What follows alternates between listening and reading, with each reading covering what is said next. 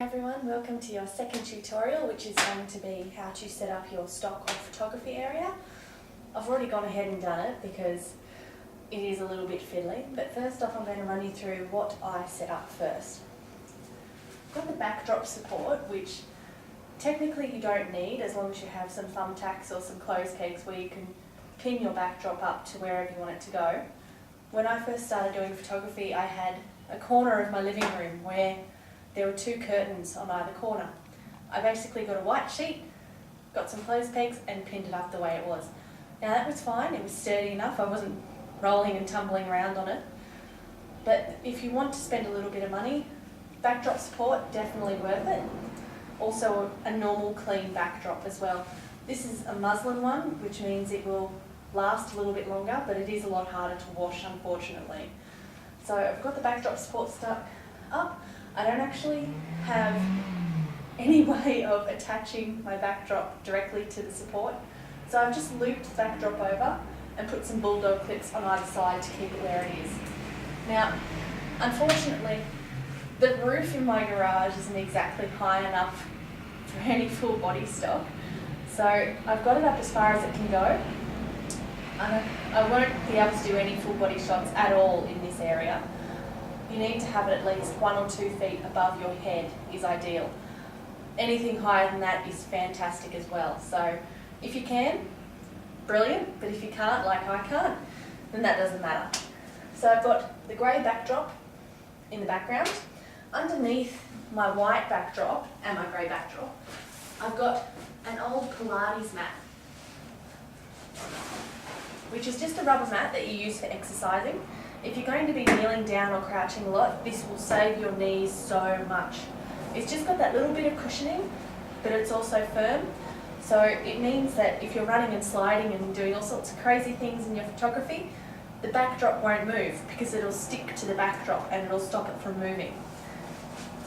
So good value money if you can get one. I'm just going to put the white one back over the top so it doesn't have so much of a line when I'm taking photography, and also it's getting very dirty already, so if you can do it somewhere that's not in your garage, good stuff.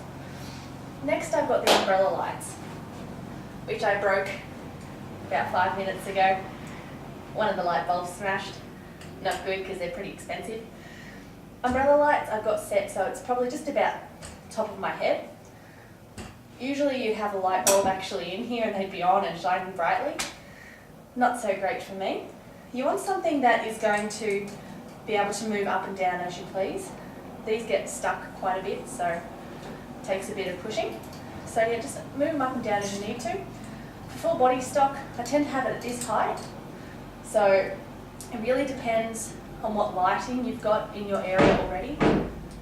I know that the light above me right now is extremely bright and not so great for what I want to do because it'll basically white out all the features in my face. So any natural shadows that you want to keep, it's going to pretty much ruin those.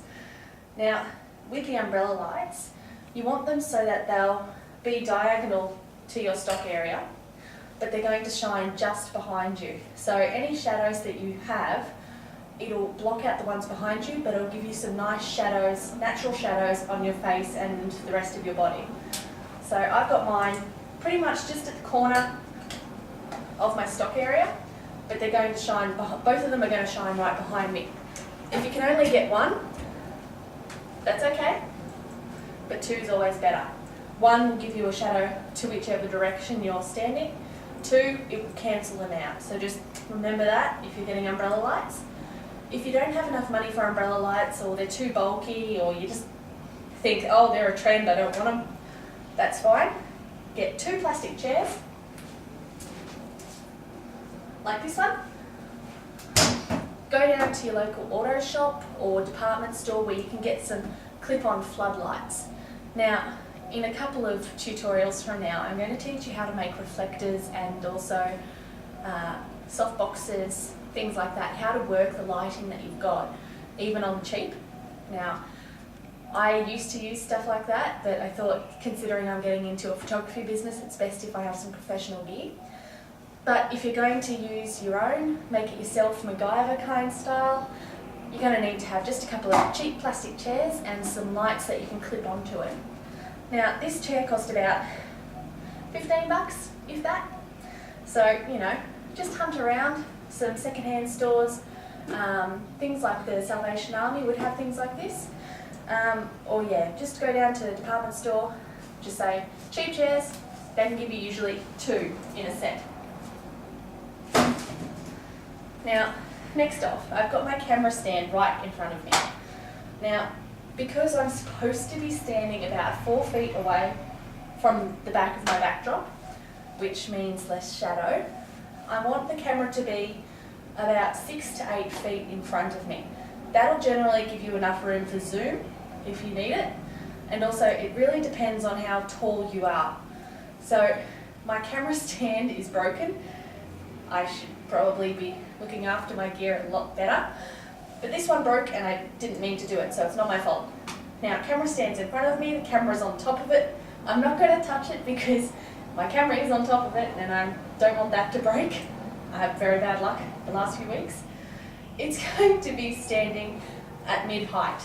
If I'm going to be doing full body stock or photography where I'm standing at my normal height, camera is going to be at about my waist. If I have my placeholder, meet Bones, he's going to stand here. Usually he'd be about here, if I can get some glue tack there. Now,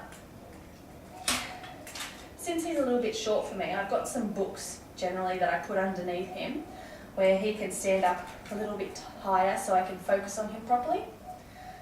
If I don't have Bones or if my table stand's broken, I'll generally get just a box or something similar to be able to focus on that. Now once I've focused the shot, I'll move poor little Bones out of the way. Now, as I said in my previous tutorial, I'll put a thumbtack or some sticky tape or a little X, something that can rub out of course, where he was, so I'll know exactly where I've focused and where I should be standing. So once that's done, you're ready to go. Do a few practice shots to make sure that your exposure isn't out, that the umbrella lights are positioned properly, that your backdrop's not going to move, which mine has a little bit unfortunately, and that's about it. Hope this helped out and I'll see you for your next tutorial.